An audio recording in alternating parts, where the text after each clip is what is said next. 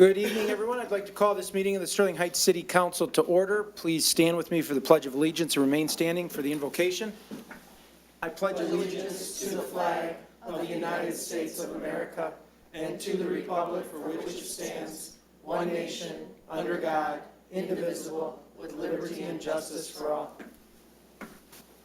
Dear God, please bless our elected officials. Grant them courage and wisdom to do what is right for all citizens. Amen. Amen. Thank you, Mrs. Riska. Can we please have the roll call? Mayor Taylor? Here. Mrs. Sarowski? Here. Mrs. Koski? Present. Mr. Radke? Here. Mrs. Schmidt? Present. Mr. Shannon? Present. Mrs. Zarko? Present. Thank you, Council. We need approval of the agenda. Mr. Mayor, Mrs. Koski. move to approve the agenda. Support. It's been moved and supported. Is there any discussion? No discussion. All in favor signify by saying aye. Aye. Opposed? Motion carries. First item on our agenda tonight is a report from our city manager, Mark Vanderpool. Mr. Vanderpool. Thank you, Mayor. I would like to begin with an update on the city's involvement in the Hurricane Florence relief efforts. Michigan Task Force 1, a 20-member water rescue team, was deployed to North Carolina to assist in the rescue. 3 of the members include Sterling Heights Fire Chief Chris Martin, Fire Instructor Sean Allen, and Lieutenant Will Walker. A local newspaper in the area reported, with major flooding in the forecast across eastern Moore County, out-of-state reinforcements have been called in to assist 2 local fire departments. Water rescue specialists from Michigan arrived Friday at the Cranes Creek Fire Department. A similar team from Kentucky was deployed to the Pine Bluff Fire and Rescue Department. And before you on the screen is a picture of some of our team members. In fact, the individual talking and giving directions is none other than our fire chief, Chris Martin. So this team was deployed last Friday. They expect to be down there through the rest of the week, maybe coming home next weekend. We'll see how it goes. But they've been out doing water rescues over the last 4 or 5 days, rescuing those in harm's way, individuals and families, kids, seniors, and pets as well. So that's what they're highly trained to do, and they've been doing a great job at it. And we know that many of the officials down in North Carolina are very thankful for their efforts, not to mention all those that have been rescued by them. I've been providing City Council daily updates on their effort, and I think we can all take pride in the fact that the city of Sterling Heights is directly helping those in harm's way from the devastation of Hurricane Florence. And so as we wait their safe return, please keep our individuals and, in fact, the entire team in your prayers. We look forward to getting them back safely. And I wanted to update a number of important events coming up. First, the city of Sterling Heights is having its 3rd annual State of the City address on Friday, September 28th at the Macedonian Cultural Center. Attendees will hear from Mayor Taylor on current projects and future initiatives. The event begins at 8 a.m., and individuals wishing to attend can contact the Sterling Heights Regional Chamber of Commerce at 731-5400 to register. And also the Department of Public Works is having its annual open house from 10 a.m. to 2 p.m. on Saturday, September 22nd at the Public Works Building located at 7200 18 Mile Road. So those of you interested can certainly show up. It's a lot of fun. You can sit in the equipment, operate a fire hydrant, plus many more interactive demonstrations you can take part in. Also, there'll be refreshments and light lunch available as well. So feel free to call 446-CITY if you'd like more information on that event. And also, as some of you may have read in the news over the last couple of days, as part of the Sterling Heights Visioning 2030 plan, the city prepared and adopted a master land use plan in 2017. The concern over the nationwide decline of indoor shopping malls and the desire to ensure the long-term sustainability of Lakeside Mall was a principal focus of our master plan update, as many may recall. Over the past several months, the city's been working with the current ownership of the mall, a group of stakeholders and designers with vast knowledge of the local regional development trends to develop a draft urban design plan for Lakeside Mall. The plan outlines a long-term vision that can be used as a roadmap to transform Lakeside into a mixed-use center that would be best position the Lakeside Mall for future success. A draft of the design plan for Lakeside will be showcased during a public open house, which has been scheduled for Thursday, September 27th, from 6 p.m. to 7:30 p.m. in the Velocity Collaboration Center, and that's located at 6633 18 Mile Road in Sterling Heights, of course. Again, that's September 27th. You don't have to RSVP. We look forward to seeing folks there. It'll be a very informative public forum. And then also the fire department open house is coming up on October 7th from 11 a.m. to 2 p.m., and that's at Station 4, right across the street from Sterling Heights High School. So we look forward to seeing everyone there. It's always a big turnout and a fun event. And at the conclusion of tonight's agenda, I'm requesting that the City Council convene a closed session pursuant to Section 8H of the Open Meetings Act to consult with the city attorney regarding 2 confidential written legal opinions. And Mayor, at this time, if you'll allow me, I'd like to take a few minutes pursuant to City Council's request to provide an update on the very successful Sterling Fest that we just had. Let me go through this, and I would then be happy to address any questions that the City Council may have over the financial information and other data I'm about to present. Well, first, as many of you know, this is the city's marquee event. It's become more and more successful every year. I think without question, this last Sterling Fest was probably our most well-attended event, perhaps in the history of the event. As you can see from this picture, we had just enormous crowds, especially on Friday and Saturday, but even Thursday was very well attended as well. And everyone really seemed to enjoy all the new amenities at Dodge Park, and the feedback was just very overwhelmingly positive.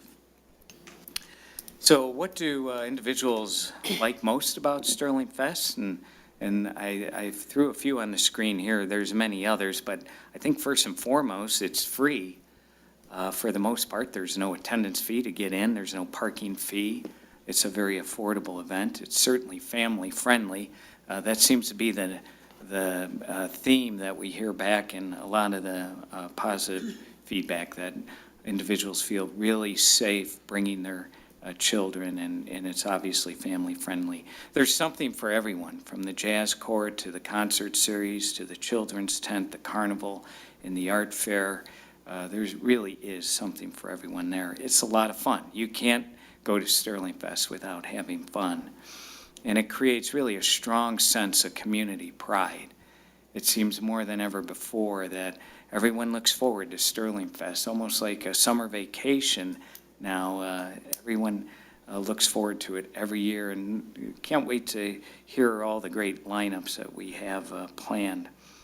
And normally we release that information around late January, early February. And the entertainment is very good. And I think it's gotten even better over the last few years. The venue is outstanding, without question, with all the new modern amenities and everything that Dodge Park has to offer now. It really is an outstanding venue.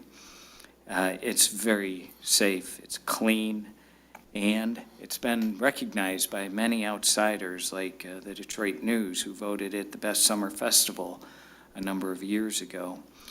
So these are the obvious things that are so great about Sterling Fest, but let me kind of break down the numbers for everyone. So often we hear that Sterling Fest must generate a lot of revenue for the city, and unfortunately that's not really the case. We don't provide the event to make money on it. It's really a community event for residents to enjoy, and businesses alike. You'll see shortly that we have a lot of businesses now that are financially committed to Sterling Fest. So the total revenue for this last year was just over $300,000. And you can see by the blue area of the pie in front of you that we get almost $100,000 from corporate sponsors and donations. I'll talk about a little bit more about that shortly. And then you can see we have cash receipts, namely from the carnival itself and also the Suds and Sounds Pavilion and some other miscellaneous receipts from like the shuttle buses and so on. And we also do collect some fees from the artists and the food vendors, which generate about just over $47,000 this past year. So let me delve into those numbers some. First, this is just a listing of all of our sponsors for Sterling Fest. And you can see the list is pretty exhaustive as it scrolls through here. Everyone from FCA and Ford and DT, AT&T, and on down the list. There is a very strong financial commitment from the business community for this event. And then even the smaller donations as well to support Sterling Fest. So there's obviously a value-added service for the sponsorships and all the donors involved, because Sterling Fest has become so well-known. It's frankly good promotional opportunities for businesses, and in many cases, good advertising for them as well. When we look at some of the other receipts, we have a very strong partnership with the Sterling Heights Regional Chamber of Commerce and Industry. They run the Suds and Sounds Pavilion. They have close to 100 volunteers that help out, that we simply couldn't put on the event if it wasn't for the enormous volunteer effort that's involved, not to mention all the staff required. But you can see before you is a listing of all the different cash receipts, if you will, that we received for the event that amounts to almost $160,000. And then we do have artist fees and restaurateur fees. So, for example, the restaurant vendor fees equate to almost $20,000. The artist fees equate to almost $17,000 for the single booth, and on down the list, and in total almost $48,000. So again, the revenue just over $300,000. Of course, it's always our goal to increase the revenue every year, but it is challenging. I don't know that we can raise it much more and still keep it a free event for the community. So I think we're kind of at the peak, but every year we try to nudge it upward. And I mentioned the partnership that we have with the Chamber of Commerce. This has been a long-standing partnership, and before you is 10 years of expense and revenue sharing that we've had in place with the Chamber. So it breaks out, as you can see, for this past year, that the city of Sterling Heights received about just over $131,000 from the carnival and the Suds and Sounds Pavilion, while the Chamber, their revenue sharing part of that was just over $81,000. And you can see, fortunately, this was the largest year in recent history, we believe ever, for this sort of revenue generation. So it was a good year for the city's profit sharing, if you will, with this agreement, and also a very good year for the Chamber. So the percentage splits with the Chamber of Commerce are as follows. The sponsorships are split 50-50. Now, that's not all the sponsorships. There are about 5 or 6 sponsorships that the Chamber is responsible for obtaining, in addition to the long list that I provided on the previous screen. So the 50-50 split is just with the sponsorships that the Chamber is getting. And then you can see the other splits. We did change this formula a while back to give the city a much larger share on the carnival portion. So now it's a 75-25 split on the carnival revenue. So this is just a historical look at the partnership with the Chamber. Both have done very good, trending upward the last few years. Obviously, the city has benefited significantly through the partnership. So when we look at the expenditure side of the equation, you can see that expenditures do exceed revenues for Sterling Fest. You can see our largest expenditures are personnel costs. One of the reasons Sterling Fest is considered a very safe, family-friendly venue is because there are a lot of staff people making sure that it's clean, police personnel making sure that everyone is very safe, and that it's a very well-organized event. So almost $183,000 is required for staffing. And then the other largest portion is of expenditures is related to performers and their related expenses. So that's almost 75% of all of our expenditures. And we have other miscellaneous expenditures, tools, supplies, advertising, refreshments, rentals, and the like. So when we look at our personnel costs over the years, again, this is a look back in history. We're always trying to control our personnel costs. When we scaled back Sterling Fest some after the Great Recession, you can see that we were able to cut back on some of the staff as well, and it's held pretty static since then. We've had a couple of increases the last few years, with a pretty big increase this past year, mainly in part because of the very large crowds that were present at Sterling Fest, but we're still well below the peak in '07 and '08. And then when we look at the history of performance fees, this is just a look back over 10 years, but this last year performance fees equated to about $135,000, with the performers, the headline performers, if you will, on Thursday, Friday, and Saturday night, receiving just over $95,000, and then their ancillary support costs, sound mixing, lighting, and so on, right around $40,000. You can see we've had a trend up the last few years, but by no means is this the most we've had to spend on performer fees. If you go way back in time, when we had some very well-known headliners, we spent as much as $75,000, $80,000 just for one performer. So we've still been able to manage these costs and reduce our exposure in terms of net costs overall. So let's take a look at net costs. That's before you to actually put on Sterling Fest. So as I mentioned, we don't make money on Sterling Fest. There are net costs involved to actually run it. So you can see back when we had the larger headliners, Sterling Fest was the net cost a little more expensive, up over $250,000 on average. You can see in '06, '07, '08. And then the Great Recession hit, and we scaled back Sterling Fest very significantly. And you can see a modest increase, trend upward, where we're ending up this past year with net costs equating to $131,000.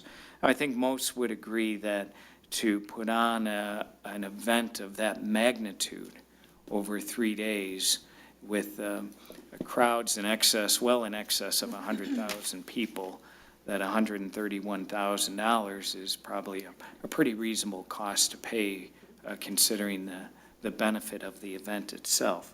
So that's been the challenge as we move on with Sterling Fest, is how we manage our costs going forward while still providing a high-quality event.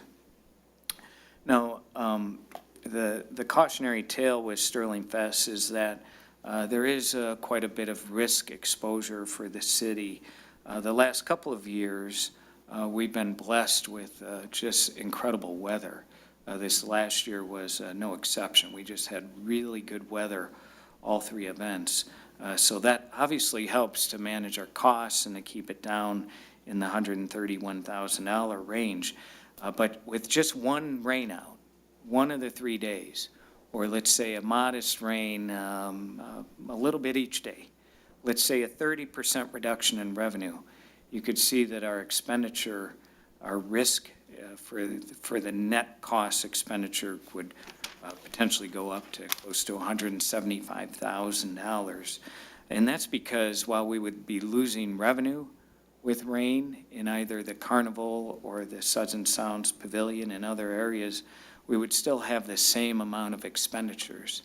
So that's where the risk exposure comes in. So I mention that only because it is important that we continue to do all that we can to manage costs at the same time. So I think we found the sweet spot for Sterling Fest. We're controlling our costs, we're managing our risks while attracting very large crowds and obviously providing very high-quality events for everyone. And the problem with going back to the old model of Sterling Fest, for example, if we increase our costs significantly, we simply don't have much return for revenue. There just isn't much opportunity to enhance revenues much further. So in that respect, we kind of have diminishing returns to look at a significant expansion of Sterling Fest. For example, adding a day, adding significant programmer costs or performance costs, I should say, extending the hours of Sterling Fest and the like. So some changes in store for next year. These are some relatively minor tweaking changes that we have in mind, and there may be others, and we're always looking for feedback, not only from the community, but from City Council. But we're moving Restaurant Row back. For those of you who were there, you might have seen there was some wasted space behind Restaurant Row, so we want to move that back and then open it up for more seating in front. Move the dunk tank for greater visibility. We want to, well, I don't know that we'll get rid of the cover charge. I mean, ultimately, it's the Chamber of Commerce's call, but we're really taking a hard look at the cover charge and seeing if that's still applicable. We clearly need more tables for the pavilion. We want to look at some sort of golf cart transportation for seniors and those with mobility needs. As the event gets bigger and bigger, we really think that that would be a value-added service.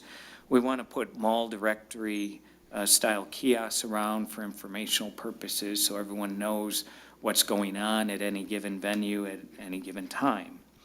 And something we're taking a very strong look at, there's some logistical issues to think through and make sure that we can implement this properly, but that would be adding fireworks on Thursday night. Well, you might say this is going to potentially add costs, and it will, in the amount of $10,000 to $15,000. The nice thing about fireworks is it's generally fairly easy to find a marquee sponsor for fireworks. So we're pretty confident that we'd probably be able to get that very specific activity funded through a sponsor. So we're just 10 months away now from Sterling Fest 2019. We're already planning for it, as you can see with the presentation tonight. And it's hard to believe, frankly. But Mayor, that really concludes my comments this evening. I'm happy to address any questions or thoughts that you or the City Council may have.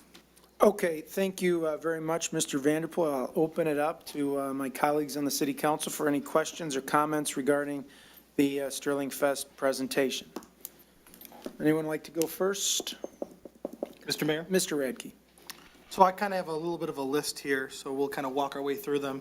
I think you answered some of them, but one thing that's been brought up to me by several residents is considering the closing time of Sterling Fest. I know that we close at 11, but it seems this year that maybe the acts kind of ran late because the Suds and Sounds band didn't really play for a long time.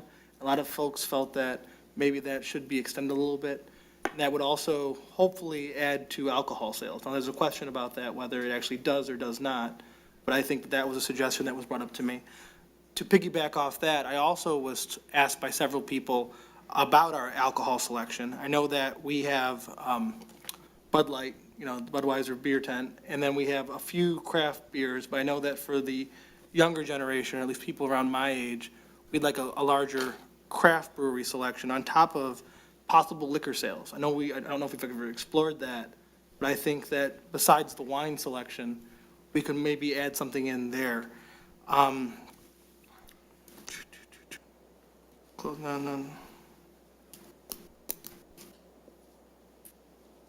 And then someone else suggested to me an idea, which I'm not sure if it would be effective for Sterling Fest or maybe used in a different park or a different idea for our future is, but a movie night on a projection screen like they do in some other areas like Campus Martius, where they bring a screen in and you project a movie where people can sit and watch. And, you know, if we wanted to extend the day or even on Thursday night, instead of doing something else, finishing it that way, that might be an interesting idea. All the other questions I had, you actually answered, so it's a very good presentation, and I appreciate you taking the time. All right, thank you, Mr. Radke. Mr. Vanderpool, any responses to any of those questions? Comments? Mayor, maybe just a couple off-the-cuff comments. They're very good questions. I think we probably need to spend a little bit of time to research. And I should have mentioned, too, that we have lots of time. Any ideas that come up tonight, we may have to research them, but we can also discuss.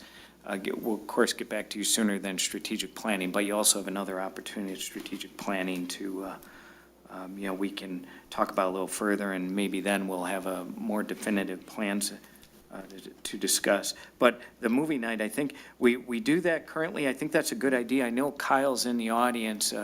I think that's something we should strongly consider and see if we can incorporate it in some way, or as you mentioned, as Councilman Radke mentioned, into another park activity. The alcohol selection, you're right. I think craft beer is becoming more popular. I think the chamber has experimented with that some, and they've tried different alcohol themes in the past, like slushies and things like that. So they're always kind of trying to tweak that some. But I know they're looking at it. Not sure about, serving liquor, the pros and cons. I mean, I think that's something we really have to look into further and consult with the chamber and also the police department as well. And I do think there was some confusion with the main acts and when some of the acts started and ended in the Suds and Sounds Pavilion. I think we probably could do a little bit of better job next year in coordination there.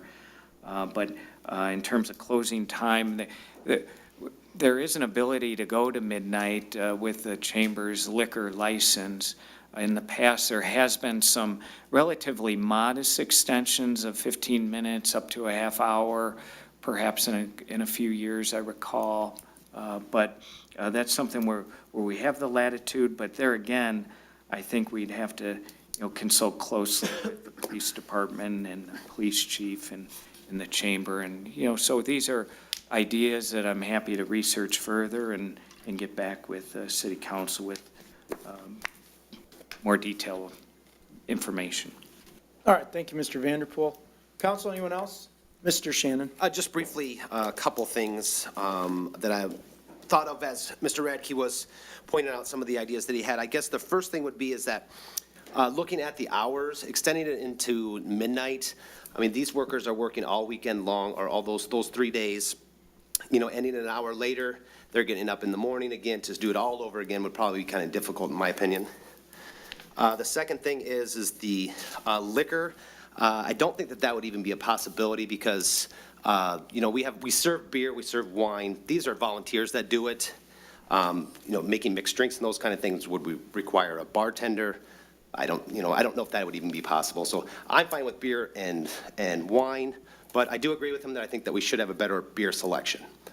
So that's my only comments. Thank you. Okay, thank you, Mr. Shannon. Anyone else? Mrs. Sarowski. And I just want to make a comment and then ask a more specific question about how we are planning to move the food trucks. You said move the food trucks back. Are we going to shift them toward the farmer's market so that because there was a little bit of an open area there, or is that needed to be left open for fire, ambulance, and emergency? What is the plan for shifting those food trucks? Because they did kind of cause a bottleneck into the splash pad that was being used as well as the rides. Mr. Vanderpool. Thank you, Mayor.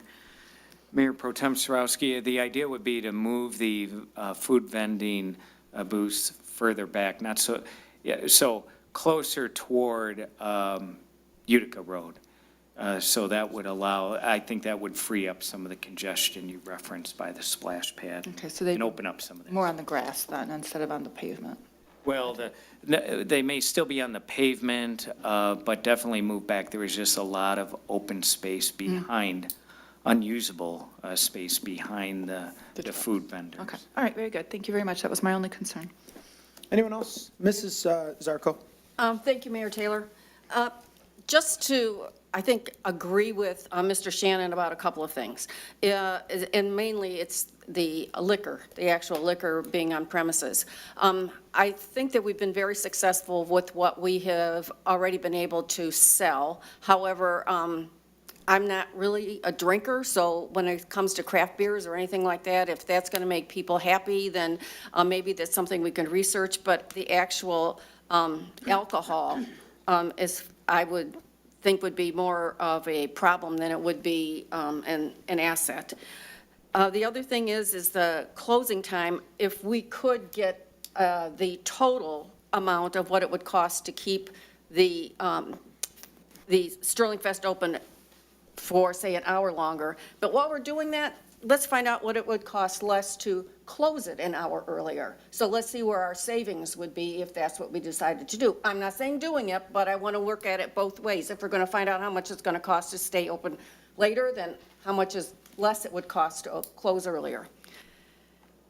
And then I guess through the chair to Mr. Vanderpool, would be, was the entertainment more this year because of the 50th anniversary celebration, and it might not have, we might not be spending that much money in future years for entertainment? Mr. Vanderpool? Thank you, Mayor. Councilwoman Zarko, good question. It was more under the justification that it was our 50th anniversary, and we really wanted to have a really good turnout. So the problem is, like everything, performance costs go up every year, so we want to try and get that same caliber. I think it's going to be difficult to have anything of that same caliber and get it any cheaper.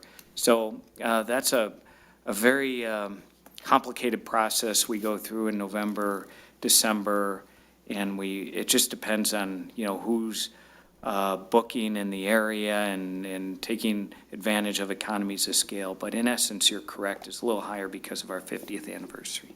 Okay. And if we're asking for what we could have in the Sound and Suds tent, I know it's been brought up a couple times for the designated drivers of the evening would like to have like a mocktail or something that's available in the tent. So we could recognize them as a designated driver like we do at the ballpark, at the ballpark, and do the same thing there, but they can still be partaking of something that isn't a soft drink, and nothing further. All right, thank you, Mrs. Zarko. Anyone else? Mayor Taylor. Mrs. Schmidt? Thank you. In regards to the closing time and extending, because the beer tent bands weren't allowed to play as long, I think the beauty of the new setup in the park is, in previous years, you had to either choose to go to the concert or choose to go to the beer tent. And now the way it's set up, you're sitting in the beer tent listening to the concert, you don't have to move. And when the beer tent band starts, you're already in the beer tent. The drinking area is much larger now than it's ever been in the past. So extending the closing time, I don't think is necessary. I think people have ample opportunity to enjoy all the entertainment we have there. They don't have to pick, do I go to the concert, do I go to the beer tent? And those that go to the concert don't have any place to sit in the beer tent afterwards because they can mingle in the concert area and still have their beverages. So I would not be in favor of extending that closing time, along with the costs associated and our employees. The employees are, Mr. Shannon's absolutely right. They are here for not just those 3 days, they're here for weeks before preparing for Sterling Fest. So I think the longer we keep them up and, it's not fair to our employees as well. Alcohol selection, I think, the beer and wine is fine with me. This is a family event. It's not a drinking event. So, bringing in the hard liquor, I don't see it necessary. Other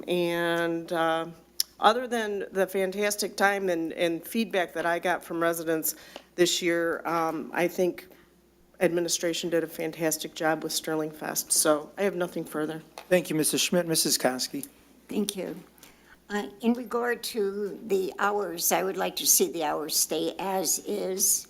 I like the idea of the kiosk because people need to know where they can find what they're looking for, lost and found, where's the vendors, the food, and so on. So I think that's a great idea. Beer and wine, I would like to stay with the beer and wine and not get into the alcohol mixed drinks.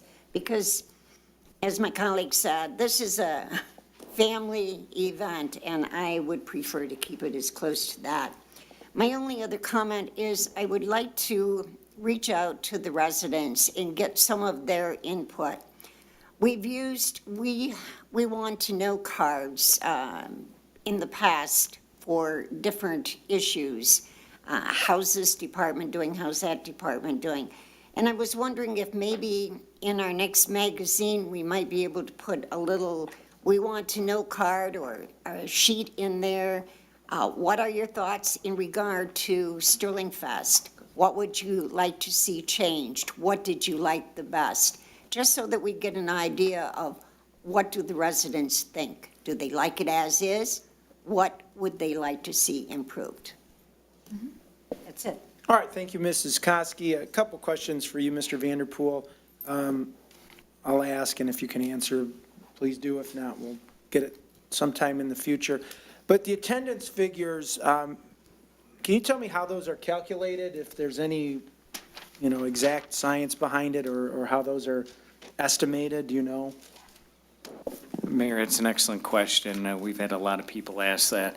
Essentially, what we do is look at some drone footage and look at peak times and do some estimating with the fire department and engineering and amount of people in a given square foot and extrapolate that out. And so generally, we've come up with numbers around 125, 150,000. To be ultra conservative, I like to use a number of 100,000 plus, but needless to say, it's a very well-attended event. Absolutely. I think that, yeah, I mean, it certainly seems like that's a reasonable estimate. I was just curious how that came about. With regard to craft beer, is it true that, well, I guess I shouldn't ask that.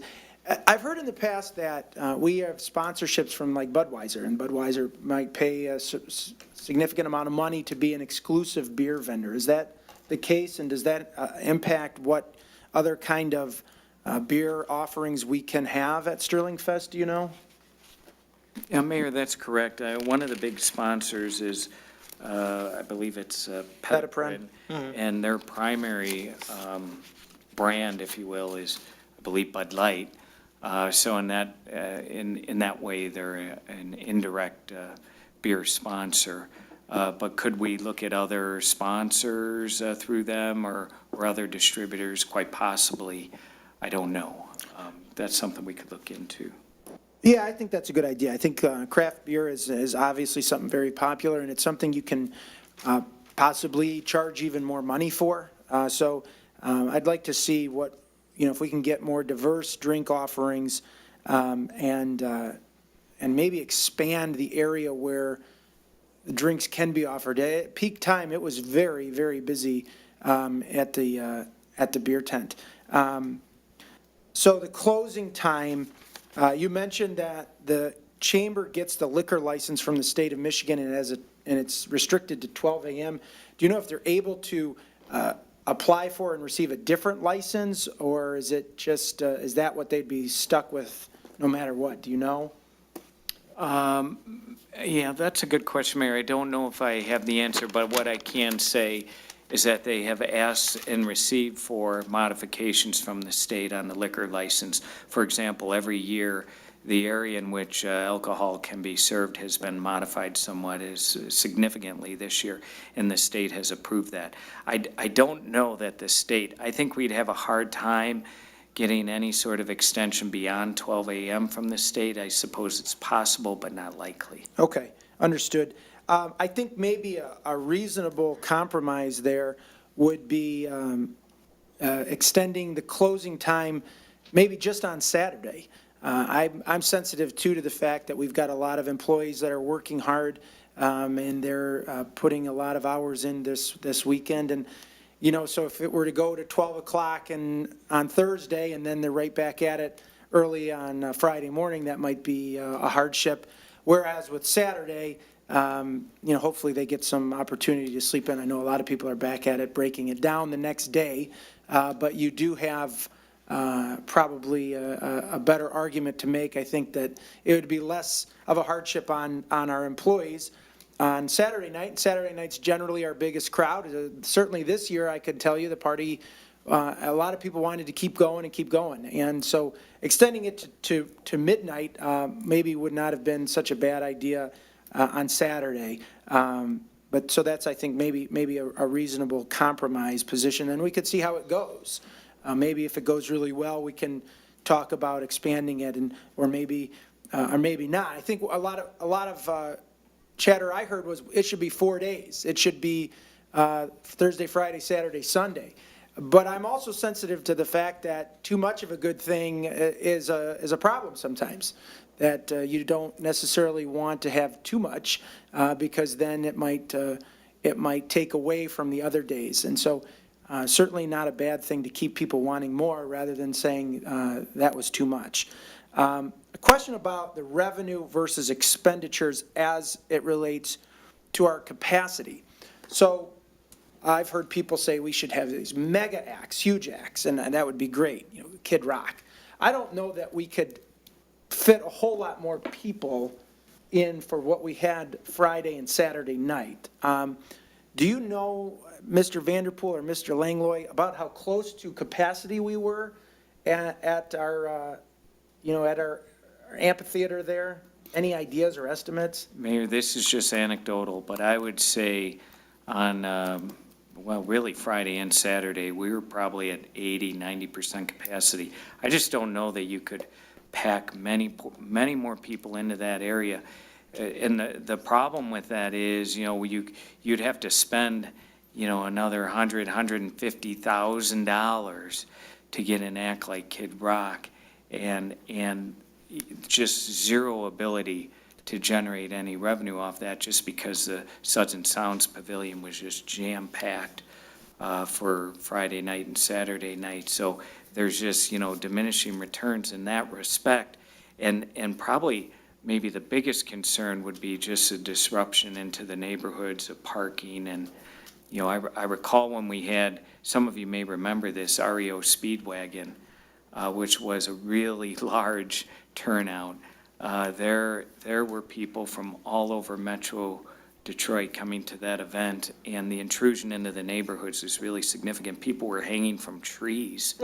It was really unbelievable. So I think we're probably at our capacity by way of public safety. Right, and I would imagine there's not a whole lot more revenue that could be, as you said, generated based on increasing the number of people there. I think we're pretty close to where you'd want to be, an equilibrium, that putting more people at spending more money on a bigger act isn't necessarily going to equate to more revenue at the beer tent. It might, but enough to outweigh the costs. I doubt that. I think we're, like I said, pretty close to where we would want to be there. About the splash pad, obviously our first year with the splash pad, do you have any numbers on how the splash pad did? It seemed like it wasn't as well attended as a typical hot Saturday or Sunday afternoon in the summer, but that might just because there were so many other options people had. I'm of two minds on this. I think the splash pad, having it open, is a great advertisement for the city, for people who come in and to see it, and maybe it's not as popular, but do you think it detracted at all? Did it make it harder did it take up staff? Did it make it harder? Tell me what your thoughts are on that. Mayor, my opinion on having the splash pad open is that it's kind of a lost leader. Obviously, the crowds were way down compared to a normal splash pad day, but yet nonetheless it was a focal point and an attraction, especially for those who went to it. But in the audience this evening is Kyle Langlois, our Parks and Rec director. He might have, I think, a more valuable opinion on it. Mr. Langlois? Thank you, Mr. Mayor. We certainly, as I think you both have mentioned, have seen that the attendance on the splash pad was down. That is certainly well noted. And I agree, the splash pad is a focal point for Dodge Park. It is centrally located in the park at this point in time. Is that something that, you know, we would want to keep open in the future? I suppose that would be up to the direction of you.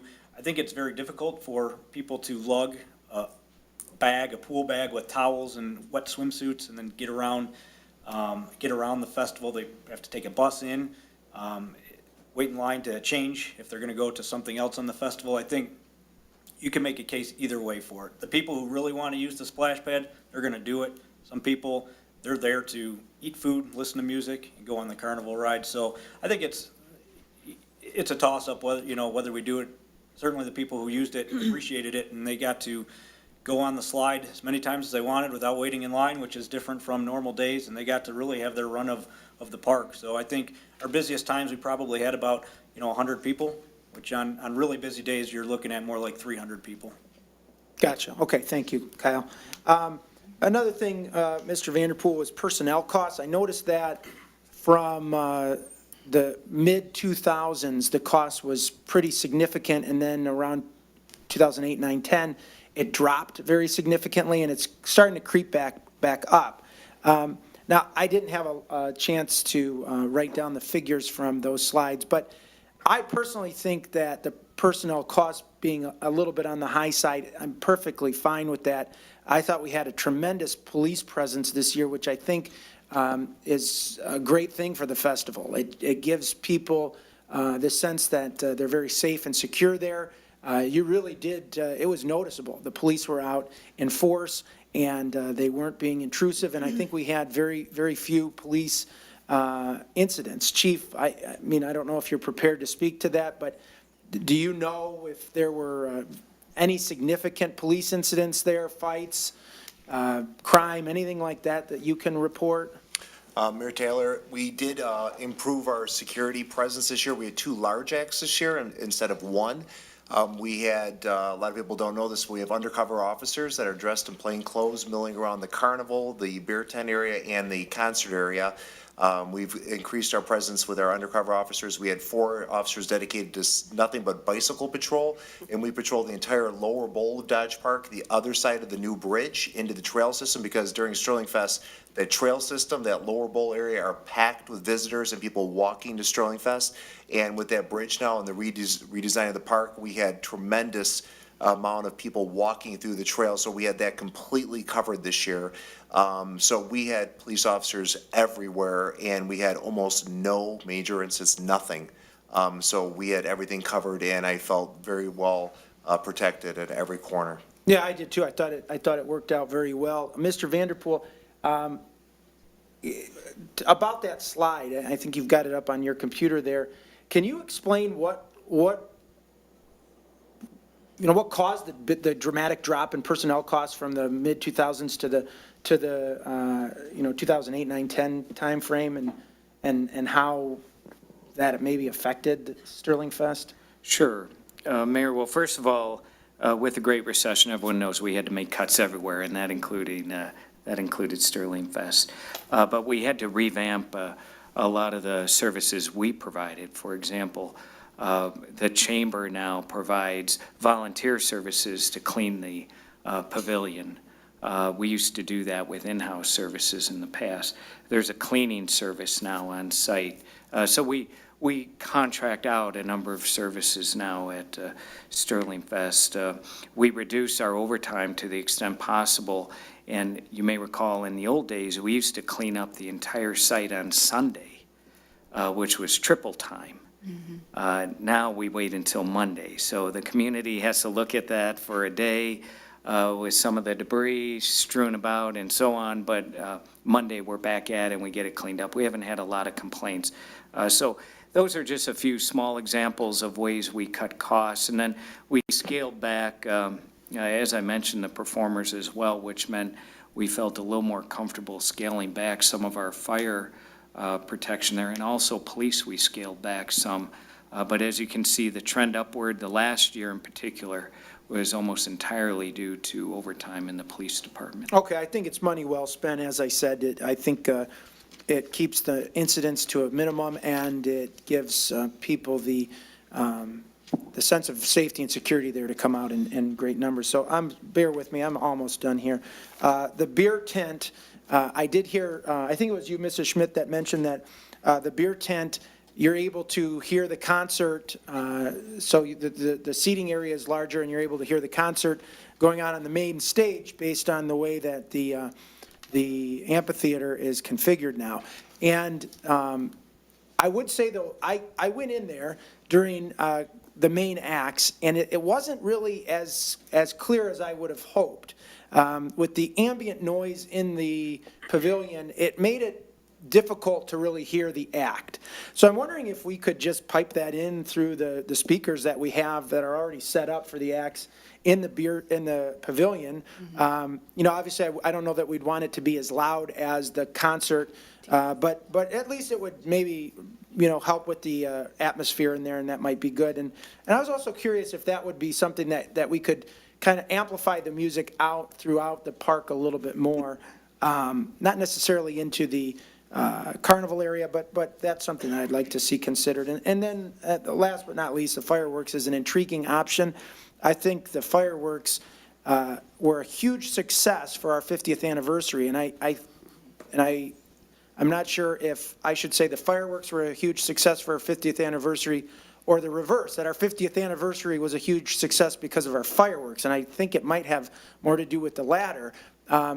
People love fireworks. They just absolutely love them, and they came out in huge numbers for our fireworks. So I think that'd be a great addition on Thursday night, something to, we always had the balloon launch, but then that balloon group came and then, cut the fun out of that. And so now I was looking for something we could do on Thursday night, I think is a great idea. But, fireworks are generally around 10 o'clock at night, when at dusk. And it would be rare to do the fireworks at 11 after the park closes. Have you given consideration, would the fireworks be right at dusk? Would it be after the park closes?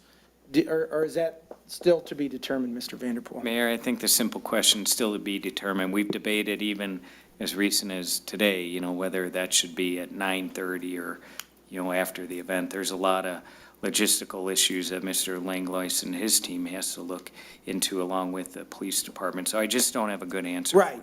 I agree, because then you want the band in the beer pavilion to have their opportunity to play, and you want the people in there to be able to enjoy that. But so if you wait until that's closed, then, a lot of families are going to go home. So it's a good opportunity, something we should definitely consider, but a lot of logistics. I think we had a good discussion tonight. I'm satisfied with the information presented, and I think it gives us a lot of information to consider going into strategic planning. And Mr. Taylor? Mr. I had one more question, if I Sure. could, before you close today. Yeah. Have we ever considered, as a city, talking with other cities that have done festivals, like Ferndale or Royal Oak? I know there's other ones that put them on, for what they consider their best practices are, and what, if liquor or alcohol or food mix or whatever they think would be best, just so that we can kind of compare notes, because we have a wonderful festival in Sterling Fest. I know other communities also put on a great festival, and I'm curious about that. Mr. Vanderbilt, any Yeah, good question, Councilman Radke. We do attend every year. There's a festival conference in Michigan that everyone gets together at. All the top-notch festivals across the state get together and share best practices and ideas, and we attend those. Mr. Langlois does, and I think more often than not, we're sharing our ideas with them. But, we're not afraid to look at some successes in other areas and implement them here. So it's absolutely something we do regularly. And one more thing, I want to agree with my colleague, Mrs. Koski, about a possible card in our future parks or recreation booklet. I think it'd be wonderful to hear from the residents on this issue and what they'd like to see changed about Sterling Fest, or if they want anything changed. Maybe they love it the way it is. All I have, Mr. Mayor.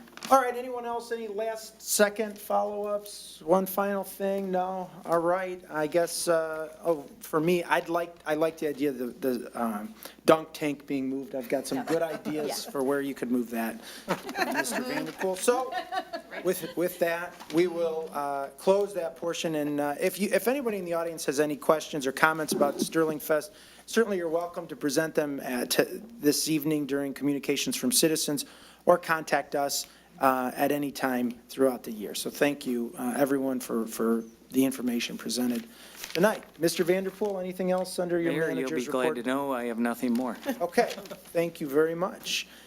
We will move on to the next item on our agenda, which is a presentation, and this is to adopt a resolution congratulating Sterling Heights High School for being recognized as one of the best high schools in America by U.S. News and World Report for 2018. We have a presentation from the Warren Consolidated School District Superintendent, Dr. Robert Livernoy.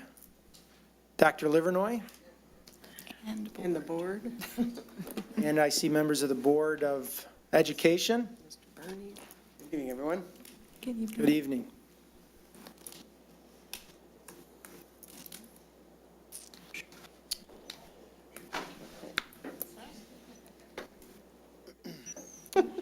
Mayor Taylor, first and foremost, thank you for the opportunity to come tonight and present this to you. On behalf of the Board of Education, thank the council, Mr. Vanderpool, for this opportunity. We've been here what seems like many times in the past to celebrate the continued achievements of Sterling Heights High School. Again, this year they were recognized by U.S. News and World Report as one of America's best high schools. And one of the key criteria that is part of this award for that school is how high they rank in terms of college and career readiness. And if you've been paying attention to things in Lansing, there's a big discussion right now with the governor and the legislature about a Marshall Plan for talent in order to try to cultivate opportunities for students in college and career opportunities that matter.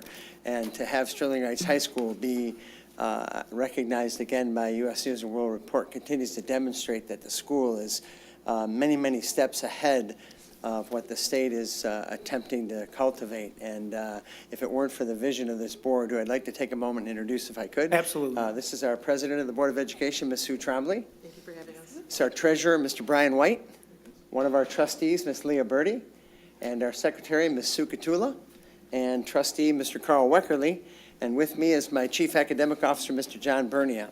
And although I don't have it here, I do want to share with you, it was actually in today's Macomb Daily, the students in our Career Preparation Center program, the Building Trades program, completed the construction of a home just a couple of miles down the road at 17 Mile and DeQuinder, and it sold 2 weeks ago for $282,000.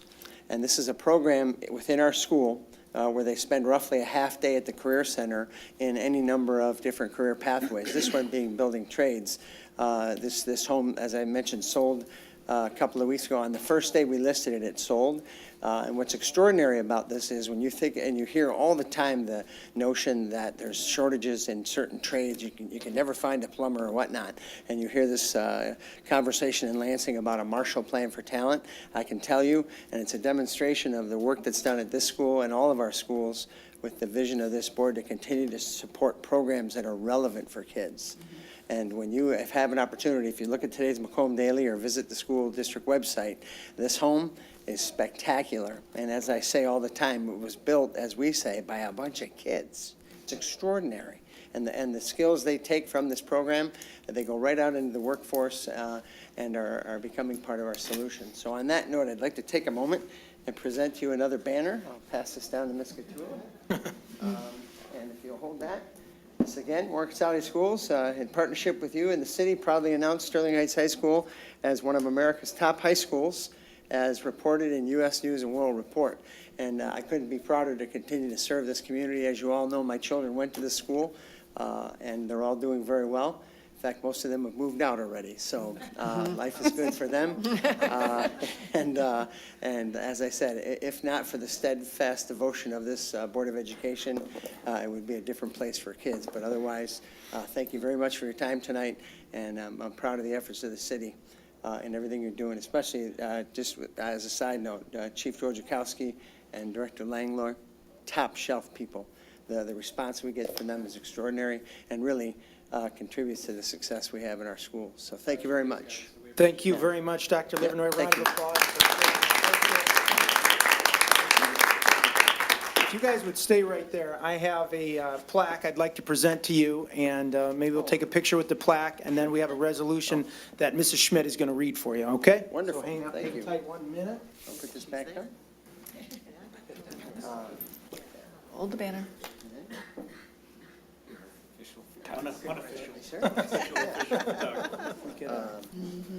You are now Bridget. All of us.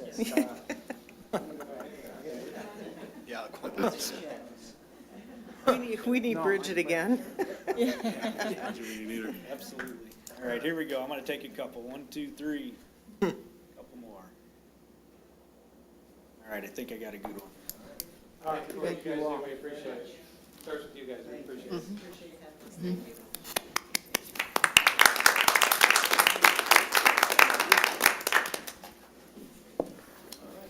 All right, and council, we do have a resolution or a suggested action. Mayor Taylor? Mrs. Schmidt. Resolved to adopt the resolution congratulating Sterling Heights High School for being recognized as one of the best high schools in America by the U.S. News and World Report for 2018. Support. It's been moved and supported. Mrs. Schmidt? Of course, I have something to say.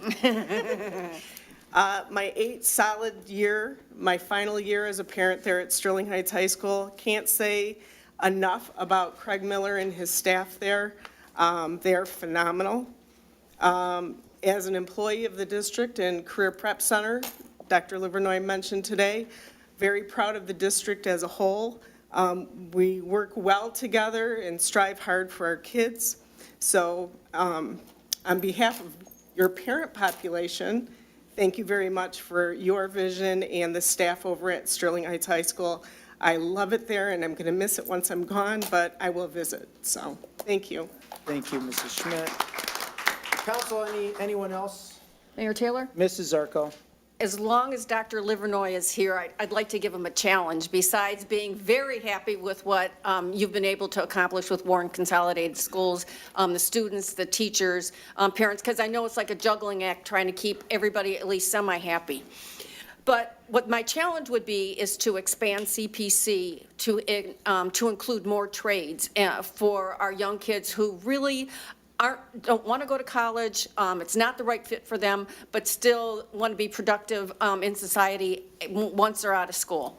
And the other thing is to maybe develop some manufacturing partnerships with some of the businesses that we have in Sterling Heights where your students would be trained in manufacturing, because we need to do that. So if you could think about it, I would really appreciate it, and congratulations on the award tonight. Thank you. Mr. Radke. I just want to say congratulations. As a graduate of Warren Consolidated Schools, I went to Cosno though, but as a graduate of Warren Consolidated Schools, I think it's wonderful that you've created an environment where kids can thrive. And I think that that's why people want to move into Sterling Heights. They want to buy homes here. While your spec house that you built, which is wonderful, went for so much money, because they know that when they move into Sterling Heights, they're going to get a wonderful educational experience. They're going to be safe and secure in their homes, and they're going to just love our community and our parks. So thank you so much for your hard work, and just keep it up. Thank you, Mr. Radke. Mr. Shannon? Thank you very much, Mr. Mayor. Just really quick, first let me say that I did my student teaching at Sterling Heights High School, and so I'm really proud that once again you guys are receiving this distinct honor. It's evident that Sterling Heights High School has created a culture of excellence that is getting recognized on a yearly basis. I think every year that I've been here now, you guys have been here, so which is really great. It's fun to be a part of it. The credit for this culture goes to everyone that's involved, from the superintendent, the school board, the administrators at Sterling Heights High School, the teachers, the parapros, the parents, the students, down to the custodians, bus drivers, and food service.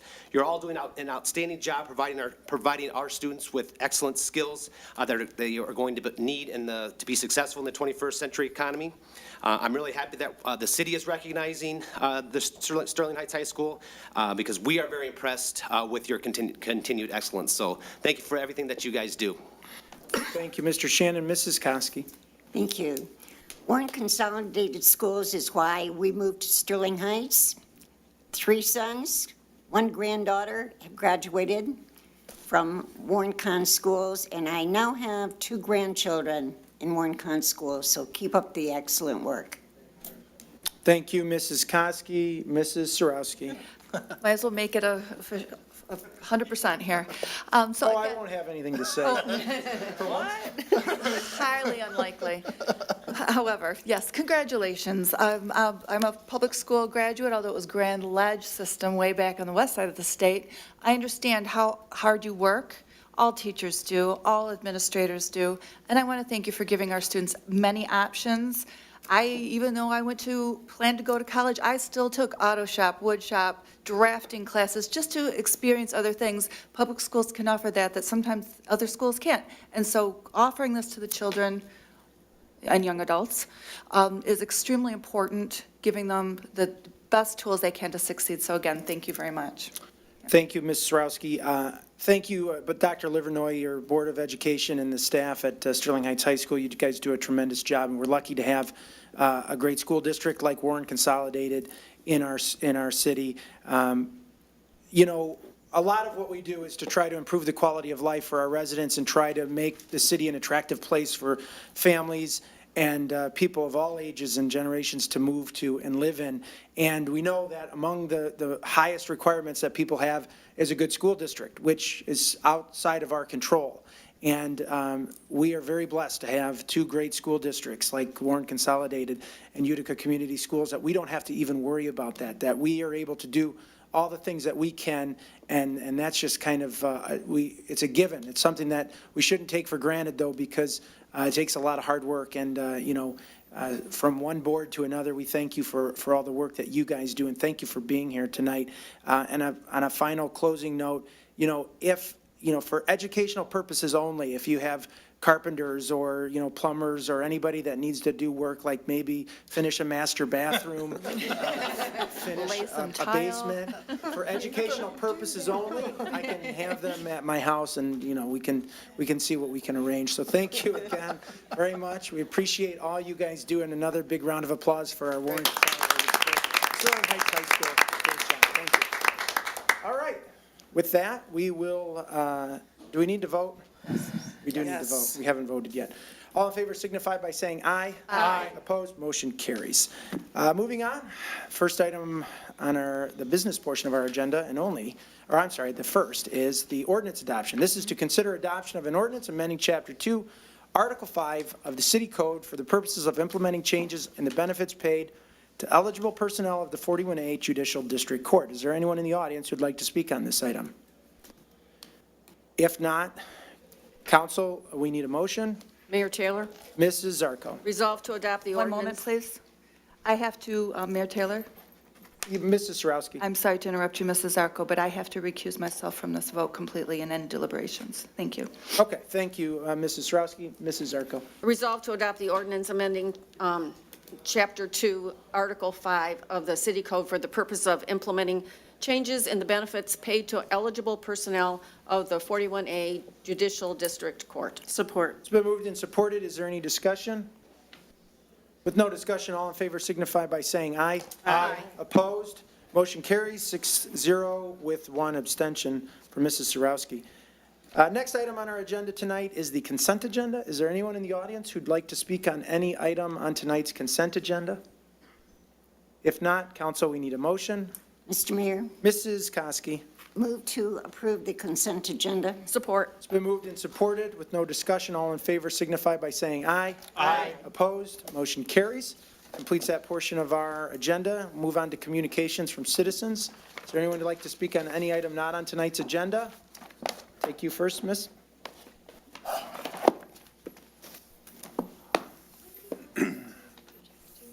Yeah, if you have something you want to put on the screen, just see that highlighted area there, or light area, put it there and they'll zoom in on it. Yep.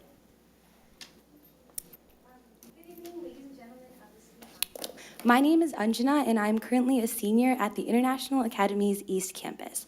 I'm here today to present a possible solution to the immense amount of food being wasted on a day-to-day basis, and essentially the solution converts excess food into biogas. And as a planet, we waste about 1.5 billion tons of food annually when there are 400 million people who don't have any sufficient sources of nutrition. When translated into dollars, it adds up to 2 trillion. And recently, on a trip I took to India, I saw so many people starving with absolutely no idea where their next meal would come from. And I realized that if my parents hadn't chosen to move to America, I could probably be in a really similar situation. And that's when I decided to dedicate myself to finding a way to reduce the food wastage while also conserving that food to minimize the amount that ends up in landfills in our city that I'm so lucky to call home here in Sterling Heights. So when this food does end up in landfills, it accounts for up to 4 gigatons of carbon dioxide, which is 8% of global greenhouse gas emissions. And one of the ways this can be reduced is through conserving the wasted food into biogas. And it's an extremely affordable and simple solution that I urge the city of Sterling Heights or anyone looking to positively impact the environment to implement into their daily lives. Here's a photograph of the one that I use in my house, and it's titled anaerobic digester, which essentially means that there's no oxygen inside of it because it is in a closed trash can. So how we use it is that any extra food, which could be banana peels, spoiled spaghetti, or even dog manure, it's first inserted into the white tube you'll see at the top. And then due to the chemical reactions that are inside, because it is anaerobic, it produces methane. And this methane is led into a tank or a bag, as you can see the black bag on the tarp. It's led into that by a thin pipe, which has an additional pipe attached to it, which also has a gas control, which can be attached to wherever you're cooking, whether that be on a stove or a grill, and it can be used similarly to a propane tank. And then excess waste will exit from the white pipe on the side and can be used as fertilizer to help even more food grow. So as our world continues to grow increasingly less sensitive towards the environment, I hope that we as a unified city can make the conscious effort to stay green. This solution took my parents and I just a few hours to make with many materials that we already had at home, following really simple YouTube videos, and it can really easily be implemented by anyone else. So to conclude, the inherent benefits are conserving food, reducing the amount of greenhouse gases, and potentially for the city of Sterling Heights could mean a smaller amount of garbage pickups. This is an issue I feel immensely passionate about and would be more than willing to devote my time to implementing in our city. And I thank you so much for this opportunity to share my efforts and hope that they can be spread to make a big problem smaller, starting with the city of Sterling Heights. Thank you. Well, thank you very much. I appreciate that very informative presentation. Thank you. Go Sterling Heights High Schools, including the Academy. All right, who'd like to follow that? Mr. Marshallones, come on up. There.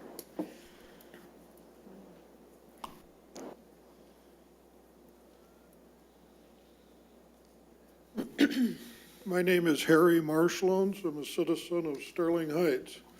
Following this young lady is like being a singer and coming on after Elvis Presley. Anyway, the thing, I just want to bring up a couple things tonight that I wanted to point out. And one of them is, I've got a new computer, so I've been playing with it. I found out that Sterling Heights, by the 2016 census, suggested that there was 85,125 registered voters. There's also 132,427 total residents. In the last election, 7,959 people voted, which is 9.35%. So again, what I'm pointing out here is all of you were elected by less than 10% of the voters, okay, which is okay. But I liked Councilwoman Koski's proposal of asking residents what they want. Wouldn't hurt to get the feel for what the people want rather than what somebody might think they need. The other thing that I found was in the 2016 census, the average income of Sterling Heights at that time was $27,375. It's not a whole lot of money. That was the average. The U.S. average at that time was $28,855. So Sterling Heights is not exactly the Bloomfield Hills or Hollywood Hills of the United States. So one of the things we really need to seriously look at is whatever we pass and whatever we decide to go after to keep some of the costs down to the residents. Most of the residences, when it comes to voters, are either people from 18 to 21 and the people over 60 are the big voters. Neither one of them have a whole lot of money. So when you're thinking of spending money, that's the way to look at it. If you're looking at the Sterling Fest, look at the demographics, the age of the people, and see what kind of music they like. I like old-fashioned 50s rock and roll or country western or country rock. You get some clown up there that wants to scream profanities at the police department, the Army, the Navy, and the Marine Corps, I can shut them off real quick. So, thank you very much. All right, thank you, Mr. Marshalones. Who'd like to be next under communications from citizens? Mrs. Early. Good evening, Mayor, City Council members, and residents. I want to thank the organizers of the Healthy Expo event on last Thursday. I really enjoy seeing the seniors there coming to the event and getting to know a lot of what is going on with the services and benefits that they can have. I also enjoy greeting them. Some of them told me they miss me because I haven't been in the meetings lately.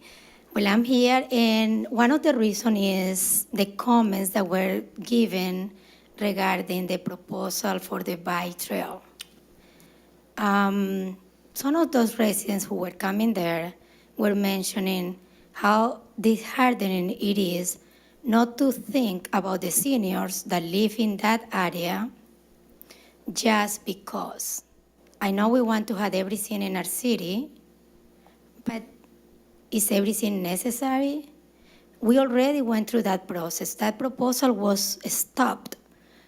We thought that the seniors, which a lot of them live there, could rest assured that you will not be bringing that issue again. So I want to ask you, leave the seniors, leave the residents that live there alone. They want to have a safe place to live, which we promised to everybody who lives here. Well, they moved in that area because it. This other thing that I wanted to mention, speaking about elections, there is going to be 3 ballot proposals coming up in November 6th. I want the residents to be aware that they need to have an educated opinion when they go to the ballots or they vote absentee ballot. They need to know what the proposals are, why they need to vote. I'm voting no to all 3 of those state ballot proposals, and I am asking the residents to check so they know why they will be voting and what need to do. And that is all for tonight. Thank you, and I appreciate your job. Who'd like to go next? Mr. Jefferson. Charles Jefferson, Sterling Heights. I have a couple things. First, Mr. Vanderpool, when we're dealing with Sterling Fest, can we get a area for the taxi cabs to roll up into and roll up out to with easy access? Because this year, that was a big problem, or direct to people where to go, because they were just calling from wherever, and it's hard to get to those people during that event. So if we can come up with some kind of area for that, since we're talking about the drinking and stuff. Number 2, Mike Radke, I would like to know what are the events that's planned for next year for the pavilion and the stage out there, because starting like in we'll say late April to in May, there's quite a few events that could be working with that area, such as the Gay Pride Festival, maybe a pig and whiskey, things like that to monetize on that area. So what events are being planned for that? Now to get down to what I really came up here to talk about, Mayor Taylor, you got lucky this week because I was going to get on you for what the comments you made last week, but this week, this is just going to be between me and Mrs. Schmidt. So Rob, Dan, you guys can bring down the lights if you like, but this is between me and Mrs. Schmidt. Mrs. Schmidt, at the last meeting, you gave us your word and you put your name behind it, saying that Warren Consolidated School System was doing everything they can to keep their children safe. In that, we had an unfortunate incident where a young lady was killed. I don't know why Mr. Livernois is not down here tonight to explain, did the old procedure go well, and what the new procedure would be at this point. Because that cloak and dagger that you guys came up with last week, we can't tell the criminals what the plan is. Guess what? The plan didn't work. Somebody got injured. Okay. So, what's the new plan? I brought it up last week, the last meeting. It's the beginning of the school year. We all need to know what the plan is going to be to keep the children safe here in our community and other communities. They have to explain themselves. We had the chief of police down here, but he's gone. Folks, this is important. We didn't put up the thing, the splash pad across the street just to put the splash pad across the street. We bought the splash pad and put that up across the street to attract new families here to Sterling Heights, and those new families will help out the school system. The city and the school system run hand in hand. If the school system is not going to educate the children at the highest level, people aren't moving into our community. If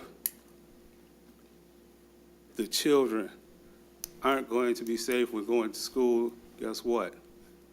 No one's moving to our community. So the cloak and dagger at this point of, well, we can't let the criminals go, let the criminals know what we're doing, that's over with. We can let them know. We can let them know what we're doing, and we have to stop them from executing what they're going to do. Also, if you know Gretchen Whitmer going to knock on your door, and Bill Schuette going to knock at your door, ask them, what are they going to do for the safety of our children in the school system? I also ask the two superintendents, what do they need from us to help them out to keep the safety in our school systems? All right, Mr. Let's Jefferson. not let that go. Thank you. Thank you. Mayor Taylor? Yeah, I'll respond just real quickly. I would like to respond. It's Fitzgerald High School. There was a tragic circumstance at Fitzgerald High School in Warren, and that's Fitzgerald Public Schools. That is not Warren Consolidated School District. Fitzgerald is in a different school district that's outside of the city of Sterling Heights, has absolutely nothing to do with Warren Consolidated School District. Is there anything else you want to add to that, Mrs. Schmidt? I would like to just stand by what I said 2 weeks ago. We all do. That was not our school district. It was a very unfortunate and tragic event that happened at Fitzgerald High School, but it was totally not a random act as well. But I stand confident that Warren Consolidated is keeping our children safe. Yeah, I hate doing this, responding, because it's against our rules. We're not supposed to do it, but I don't know how we're just going to let blatant falsehoods be said like that. We have to respond to them. So I'm happy to stop talking, Mr. Jefferson. I'm happy to suspend the rules momentarily. Same thing happened in Florida. Mr. Judnick. Right? Mr. Judnick. Mayor Taylor? Just to add one more thing is I think people need to know that in the city of Warren, there are 6 different school districts. So where this happened had nothing to do, like you said, with Warren Consolidated Schools, but there are six different school districts in the city of Warren. Right. That's fine, but. Okay. Point of order. That's it, Mr. Jefferson. You do not have an opportunity. Columbine, we all Mr. Jefferson, you're out of did what order. we had to do, right? Yes. So why can't we find out Mr. the Jefferson, would information? you like to be removed from the audience? No, I just Okay. wanna know why can't we find out the information on keeping the children safe? Mr. Judnick, please. I'd like to get a chance to say hi to you guys. I haven't been around in a while, so hi, council. One comment, Mr. Vanderpool, you did a fantastic job on the Sterling Fest. My only comment is that the entertainment was great, but it's too costly. If you all agreed that this is a family-friendly festival, Dennis DeYoung, I went and saw him at the Rib Fest in Kalamazoo, and the tickets were $30 a piece. I mean, he's an international act. I would like to see, like Mr. Marshallone said, more tribute bands, local bands. I don't know if you can get, what is a band, $5,000? I'd like to see 3 good local bands, one that can play disco or classic rock, good rock for the kids our age, the kids today, and then, Ed Sheeran or stuff like that, so I'm sure we can cut $40,000 or $50,000 out of next year's budget, and I hope you do that. I also noticed on the graph a significant increase, a jump on those bars, police presence. There were police everywhere. That's overkill in my opinion. I'd like to see that reduced next year. Some maintenance items, Mr. Vanderpool, the Poplar Road at a mound. They cut out Poplar Road and they buried some underground lines or sewers. That has holes, that's vehicles have safety concerns. You don't even want to drive down there. Either the property owner or the city needs to address that and get those holes fixed. There's holes over 12 inches deep. Also, that Poplar project, I'd like to see the project cleaned up. They have weeds growing around the perimeter as high as 7 feet tall. I was out there with a tape measure and measured them. They need to be pulled out. The site needs to be cleaned up. I had a question on Hall Road between M53 all the way to Hayes. I've already counted 21 dead pine trees and trees. They were just planted back about 2.5 months ago. Whose responsibility is that? Did we have any kind of a warranty? I think that's on our side. Merrill Road is terrible. I addressed that back before. When it rains, the asphalt patching is so bad that they're popping up in the summertime. Rains, we get gravel all over. That has to be addressed with our truck that sprays on the liquid asphalt and then puts some gravel in, or you won't be able to make it through this next coming winter. I urge my councilmen to drive north on Merrill Road up to Hall Road and then turn around and go south. And you tell me if you think that it's safe for you to drive your vehicle at the posted speed limit of 35 miles an hour. My last thing is on commercial dumpsters. I've had residents call me in regards to rats starting to show up in the south end of the city. So I drove around all over the city and looked at commercial sites and looked in the back of their buildings at their dumpsters. We have an ordinance that says dumpsters must be in a secure location with gates that can close when they're not operating. Council, I counted 50% of all strip malls and all commercial businesses that do not have any type of a wall around their dumpsters. There's fruit laying around these fruit markets, and going further south you go. There's boxes laying around everywhere, paper laying around everywhere. Code enforcement can't be on all of it. If the dumpsters were just enclosed like they're supposed to be, that would eliminate a lot of, I think, these problems of these rats coming into our city. So, Mr. Vanderpool, if you can address that. And then the last thing was, I have a friend of mine whose son is a junior at Fitzgerald High, who was in the marching band and knew that young girl that was murdered.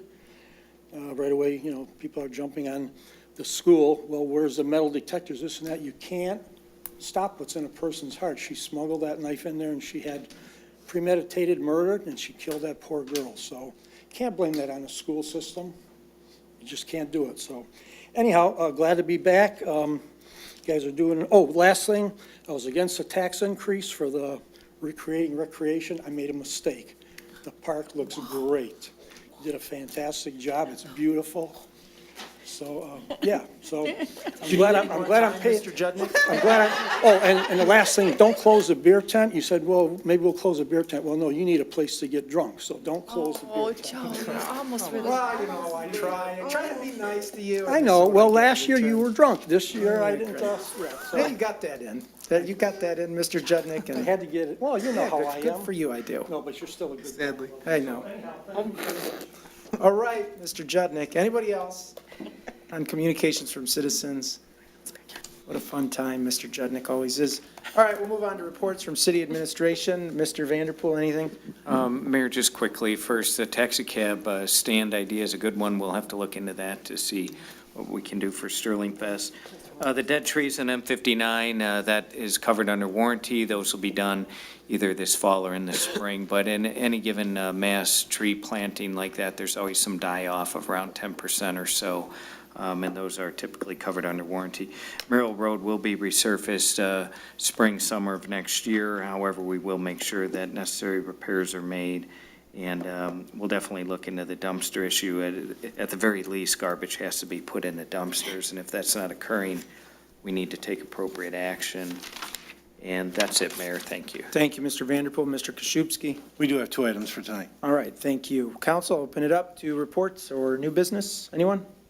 Mayor Taylor. Mayor Pro Tem Sarowski. Okay, I'll jump in first. So, to Mr. Marshallon, you were saying how, and I totally love Mrs. Koski's, let's put it in a card, because a lot of people don't have access to emails and phone numbers, or, well, they have a phone, but they don't always have access to our numbers. But we are always available. If you want to call me or any of the other council people, if you leave a message, if we don't answer, we will get back to you. If you don't tell us who you are, sometimes we don't know who you are, and we're just going to let it go. But you can reach us anytime. I keep both phones with me at all times. Even when I go to bed, they're next to me. So please, don't feel, we're trying to be, as available as possible. Whichever way is easiest. If it's by regular mail, email, or cell phone, please contact us. We're always available. And then the Health Expo that Mrs. Early mentioned was a very nice, beautiful event. Ms. Koski and I did go, and I don't know if the other council members had a chance to go there when we were there, because we were in and out, and we weren't there the entire time, but it was a very nice event. Great for, it's not just for seniors, it's for anyone who has any type of health concern. It's wonderfully put on. St. Joe's, Henry Ford, put out both, they had staff members to do health assessments, as well as just different vendors and community resources for modifying homes. So it's a great event. And being a nurse, of course, I think it's a great event, but it's also reaching out to people who need any extra assistance. So that was wonderful. Finally, I am now taking this Citizens Fire Academy class, and it's offered once a year. It just was restarted again this year. I will tell you guys, everybody who can do this has to do it. I got to cut up a car last week. And this week we're going to shoot the fire hoses. But it gives you a wonderful appreciation of what our firefighters have to do. I'll tell you what, they are all in great physical shape. Just to lift those jaws of life to cut up a car, I had to have another guy help me. I couldn't do it, and I think I'm a strong woman. Well, obviously not. But they're wonderful. They do such a good job with this fire academy to explain just a small glimpse of what they do for us. They're not just fighting fires. They're out there rescuing us. Anything that we can think of as humans to get ourselves into, they've got to think of a way to get us out of it. So we have got a great team on of both fire and police. And if you guys get a chance, really, you need to sign up for this fire academy. It is not only a blast, it's a great educational tool, and it makes you so proud of our firefighters. So thank you very much. Thank you, Mrs. Sarowski. Anyone else? Mayor Taylor? Mr. Radke. I just have a brief comment to Mr. Vanderpool. I was hoping we could get a report on the sidewalk at Dryden at 15 Mile Road. For over a month and a half, the sidewalk has been ripped out, and they have barrels there. On the way to the meeting today, I actually happened to see some kids get dropped off at the bus and have to walk through the gap where the sidewalk was ripped out, yeah. And I was hoping that, and I know they did some patchwork in that area for warranties, and they haven't replaced the sidewalk. So I was wondering if the contractor's going to come back and hopefully fix it for the kids who are getting off the school bus. That's all I have, Mr. Mayor. Council, anyone else? I'm sure Mr. Vanderpool's got that, and he can report back. So I don't have anything So I would at this time entertain a motion to adjourn into closed session. So moved. Support. It's been moved and supported. Mrs. Riska, can we please have a roll call vote? Mayor Taylor? Yes. Mrs. Zarko? Yes. Mrs. Kosky? Yes. Mr. Radke? Yes. Mrs. Schmidt? Yes. Mr. Shannon? Yes. Mrs. Roski? Yes. Motion passes 7-0. We will adjourn into a closed session, and we will not be returning. Thank you.